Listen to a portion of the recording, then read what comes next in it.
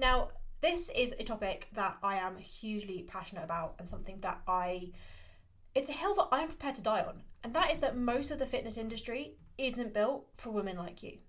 The kind of women who are on Teams calls all day, who end up working through their lunch, who have a packed schedule full of diaries and meetings, who have to try and get life admin in between that. And on top of that are thinking about their other roles in life, whether that's parenthood, being a partner.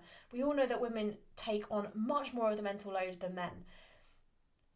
Most of the fitness industry is not designed to help women like you, because when you look at most fitness plans out there, and I've been seeing this all over social media over the last couple of weeks, lots of coaches that I kind of know of, lots of people that I see on the internet are launching like 8-week plans and 6-week shreds and all of this stuff, and most of those plans are not designed for women like you. They will have you in the gym 4, 5, 6 times a week. They'll be asking you to do a whole bunch of meal prep, tracking all of your food, getting out for a morning walk every single day, not eating certain foods, eating certain foods, adding in a whole bunch of supplements, and whatever you must do with all of that, you have to do it all completely consistently. Oh, it's easy for me to say. It makes me tired just reading some of what the fitness industry asks professional women to do. The fitness world loves to talk about consistency, but nobody talks about context. No one is asking, like, what kind of life do you actually lead? What are your working hours like? How much energy do you have after a full day of meetings or childcare or both?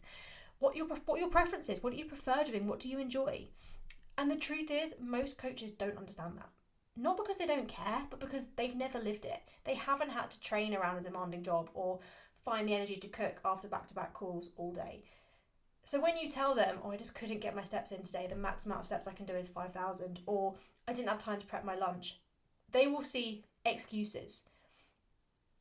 But for me, I see someone whose plate is already full, someone who is trying, someone who doesn't need more pressure, they need a better plan. Because let's be honest as well, most people in the fitness industry, and I put myself in this bucket, we are people who like fitness, we like health and fitness, we like eating a nutritious diet, we like going to the gym, we like exercising. For us, it is more of a priority.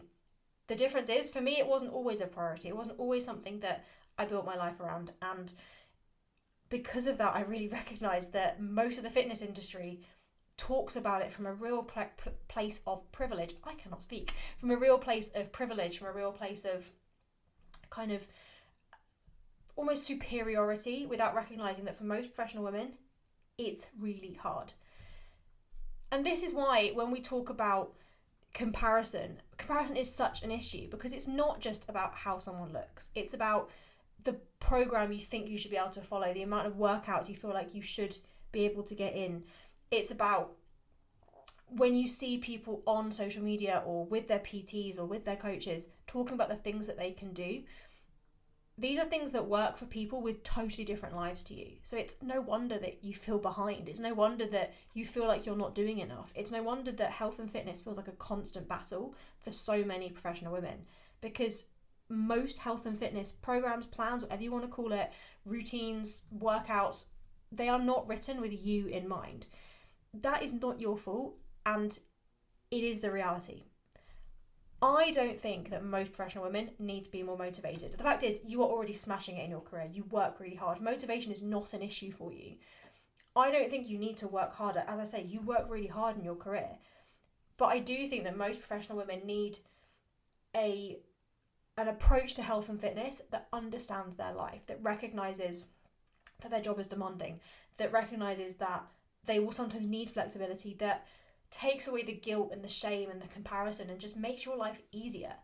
That is why I do what I do. It's what I care about, and it's why I build everything within the TFP around that idea, because I know what it's like to be juggling everything and still feel like you're not doing enough. But I also know what it's like on the other side as a coach to be in a place where I do love health and fitness. It is a big part of my life. It's something that will always be a big part of my life. It's not my only identity, and I feel like I have a lot more going on in my life than just health and fitness, but it's a really important part of my life. I see both sides of it, and that allows me to do things a little bit differently.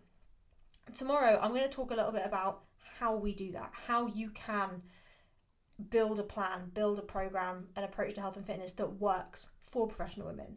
Because if you've ever felt like you can't keep up, not because you're lazy, but because the plan you're following doesn't match your life, there is a different way to do it.